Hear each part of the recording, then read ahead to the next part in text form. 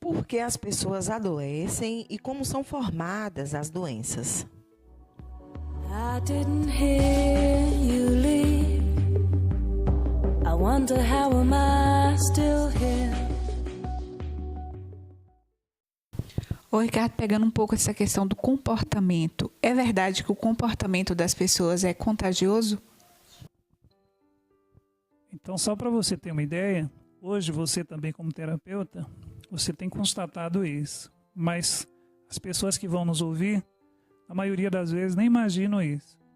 Mas as pessoas têm medo de uma pessoa com AIDS, não é? Ou até com uma tuberculose. Mas não tem medo de pessoas altamente negativas. E essas pessoas acabam nos contaminando. E isso é literal. Sabe por quê?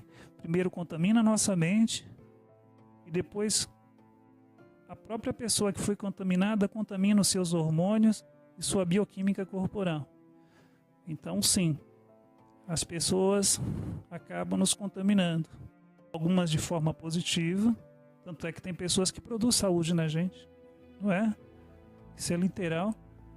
Eu falo que são como plantas, né? Algumas, se você come, você morre. São venenosas, né? E outras te curam do veneno que você assimilou da outra planta, né? Porque tem planta que combate o veneno de outras plantas, né? Então tem seres humanos que chega na tua vida, ele te descontamina. E tem ser humano que chega na sua vida, ele te contamina. Só que te contamina com substâncias que podem até te matar. Nem sempre fisicamente, na maioria mental e emocionalmente.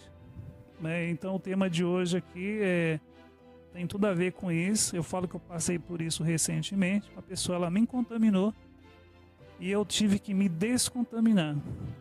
E uma coisa também que eu venho falando muito isso, é essa coisa de montar uma equipe e equiparar a energia das pessoas. Não precisa ser energias iguais, mas precisam ser energias de boa qualidade. Entende? Então, às vezes, tem que expurgar, assim como acontece no corpo humano. De vez em quando, uma mulher ela pode ter um corrimento para expurgar algo que pode causar um câncer, por exemplo, do colo do útero. Algumas pessoas antigamente desenvolviam mais, os furúnculos, para poder expurgar as toxinas do organismo. Então, o próprio organismo ele é inteligente. Falta agora o ser humano utilizar a sua sensibilidade para perceber de onde vem a contaminação. E ele vai precisar mexer ali, fazer uma faxina, fazer uma orientação. E caso não haja ali uma solução, é preciso expurgar também, infelizmente, tirar aquela pessoa do seu meio. Ô Ricardo, eu gostaria que você falasse um pouquinho sobre Christakis e Fowler.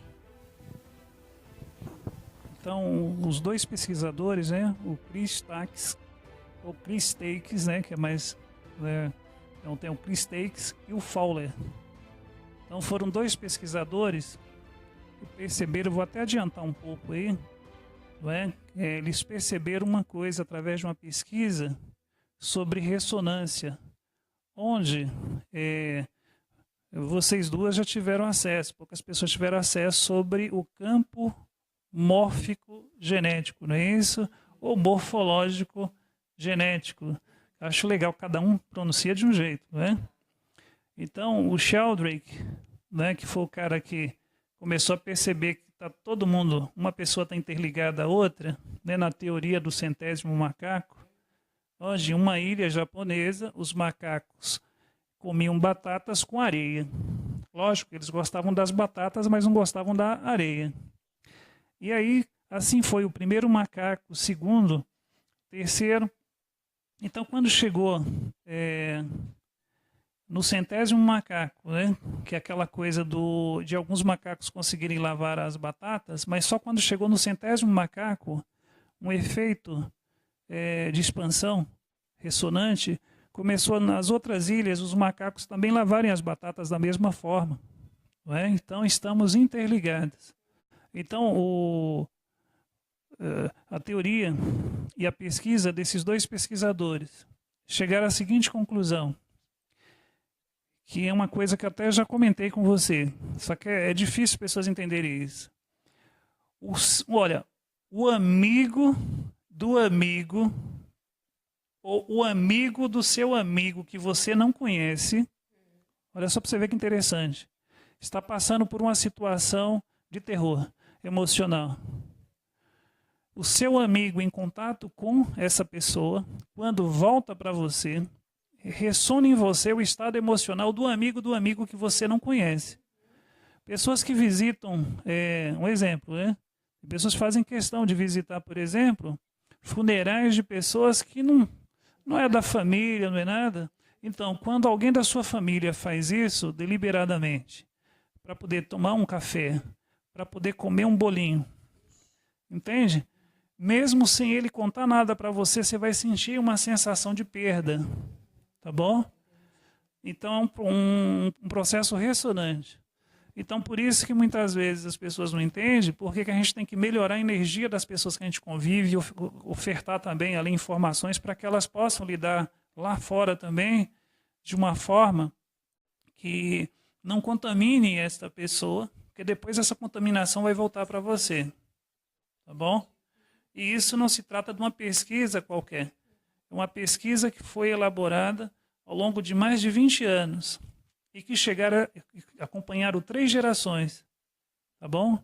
Só para você ter uma ideia, quando uma pessoa da sua família começa a engordar, isso pode refletir em toda a família, tá bom? Quando uma pessoa da sua família adoece com álcool, tem que ter cuidado, porque outros vão recepcionar essas informações e podem também desenvolver o hábito de beber de uma hora para outra. Tá bom? Foi isso que eles observaram. Então, o Chris Take e o Fowler constatou exatamente isso que eu estou falando para você. Não é? Que é muito interessante.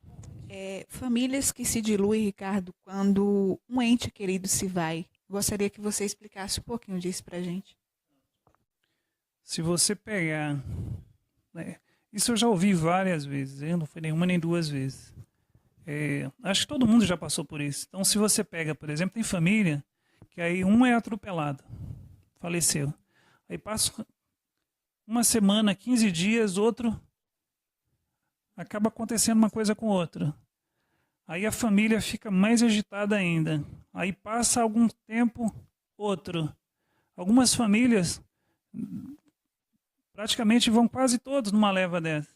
Não é? Que a energia vai se multiplicando e eles acham que vai acontecer e junta, não é, a matéria mental, né, chamada de plasma, tão forte a perda, aquele movimento emocional tão certeiro, né, de que vai acontecer alguma coisa, acaba pegando aquele que tiver mais receptivo, ele vai ser o da vez.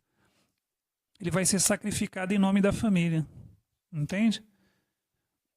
Então são esses movimentos chamados de invisíveis, né, que eu lembro do Burr, né, o Aaron Saxon Burr, que fala das estruturas fundamentais invisíveis, onde um ser humano está conectado com o outro.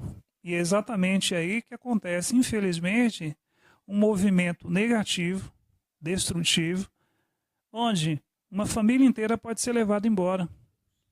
Mas essa mesma família, se tivesse consciência, juntaria todo mundo fazendo orações para cortar isso, ou exercícios mentais para cortar esse movimento destrutivo na família. Só que em vez disso, eles sentam com outros. Não é? Por exemplo, eu falo que eu atendo uma pessoa com uma determinada doença, então fazem os grupinhos longe dela para ver quanto tempo ela vai sobreviver, entende? Então esse movimento acaba, de um certo modo, influenciando a mente dela a não lutar contra a doença. Agora, se eles fizessem, você sabe muito bem, a bioquinesis, onde a família toda parasse, imaginasse a doença indo embora, provavelmente essa pessoa teria muito mais chance de sobrevida do que se as pessoas ficarem fazendo grupinhos e aí pensando que dia que vai, não é aquela coisa de calcular ali a ida do ente querido, né? Porque tem uma doença grave e aí você já fica esperando o pior. Eu acho que se você esperasse o melhor, você doaria energia. Quando você espera o pior, você drena a energia da pessoa e o corpo fica mais fraco. Então, Ricardo, gostaria que você falasse um pouquinho sobre essas ligações sociais invisíveis. Eu vou citar um pouco o Carl Jung, né, o psicanalista Carl Jung. Ele fala do inconsciente coletivo, tá bom? Então, todas as pessoas estão interligadas entre si através do inconsciente coletivo. Por exemplo, eu tenho um inconsciente pessoal, tá bom? Que está interligado ao inconsciente coletivo. Então, essa ligação social entre as pessoas vem da mente coletiva, né? E as mentes estão interligadas entre si. Então, quando um ser humano, ele começa, um grupo, né, de pessoas começa a falar determinadas coisas, que aí poderia explicar até as mortes, então essa energia participa da informação do inconsciente coletivo relacionada àquele tema. Então, do inconsciente coletivo é como se você recebesse uma doação energética com aquele fim, tá bom? Então, se você achar que você, em 2019, você vai conseguir trabalhar, sei lá, um programa de rádio, você vai fazer tantos atendimentos. Se você começar a se posicionar desse jeito, o inconsciente coletivo que tem essas possibilidades começa a doar energia para você. Tá bom? Então, o momento social agora fala de crise, e você vê que a vida das pessoas está ficando cada vez mais difícil. Mas se a gente se apegasse a uma solução, então são 7 bilhões de mentes pensando positivamente. Então você poderia o quê? Modificar toda uma história, né, de uma raça ou da humanidade. Então é possível interferir no cotidiano de centenas de milhares de seres humanos através da união das mentes de forma positiva. E é possível também danificar a vida de centenas de milhares de seres humanos exatamente juntando as mentes de forma negativa. Entendeu? Aí reflete, né, não só numa estrutura que você conhece por família, mas também numa família maior, que seria a social, e a família de uma cidade, a família de um país, a família de um planeta. Tá bom? Reflete até em outras raças fora daqui.